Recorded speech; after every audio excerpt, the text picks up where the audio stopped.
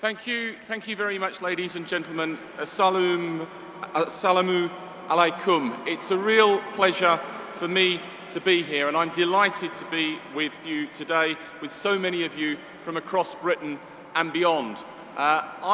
In my previous role as the Minister of State for Further and Higher Education, have been engaging with groups of Muslim students and academics up and down the country, a critically important process in my view. And I have to say, I would like to send a real message of congratulations to all of you and the organisers of this weekend, which appears to me to be phenomenally successful. And it is about bringing people together. It is about real communication. And looking around this arena today, I see very clearly the diversity in the Muslim communities that so well reflects the rich tapestry of faith and culture which makes Britain what it is today, and is one of the big reasons, in my view, for our success as a country. And I am fully aware of the invaluable contribution that British Muslims make to every walk of life in the United Kingdom. But you also, I think, make an immense contribution to this country's standing overseas. British Muslims, with your overseas links and international outlook, are central to the establishment of Britain as a global finance, media, religious and cultural hub. And it was on the basis of that diversity that we were successful in securing the 2012 London Olympics. And never before, in my view, have we assembled such a powerful rebuttal to those who advocate the politics of hatred and division. Britain, I think, should also see itself as a global hub for diplomacy and for ideas. And that means not only maintaining our relationships with existing powers, but also deepening them, deepening our alliances with emerging nations, and not just between governments, but between businesses, universities, cities and citizens. It also means developing a reputation as a hub for new approaches and solutions to global problems. All of our foreign policy priorities affect the lives of ordinary British people and ordinary British Muslims, from issues around climate change, counter-terrorism to resolving conflict. And I believe very strongly that British Muslims have a key role to play in these areas. Why do you have a key role? Not because you have extra responsibilities that don't fall to other members of our society, but because all citizens in this country of ours, I think, have a stake in our foreign policy.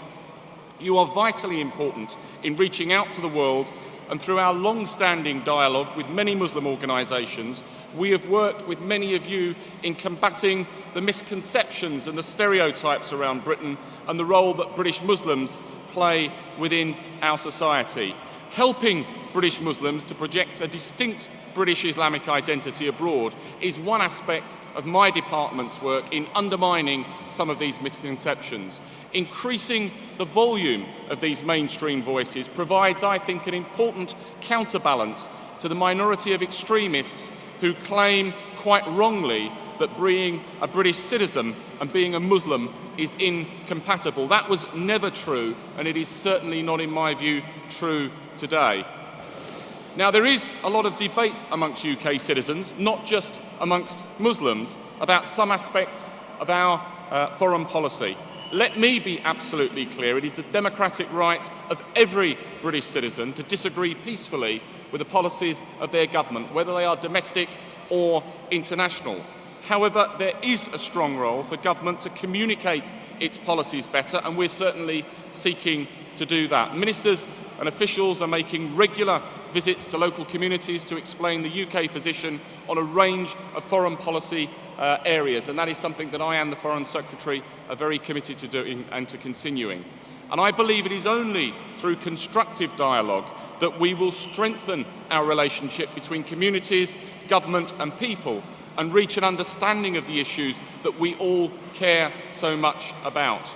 Over the last year, Foreign Office ministers and officials have met many people from Muslim communities across the UK who make an invaluable contribution to British life, whether it's in cutting-edge business, by coordinating international aid efforts, or leading the way in education in the sciences and the arts.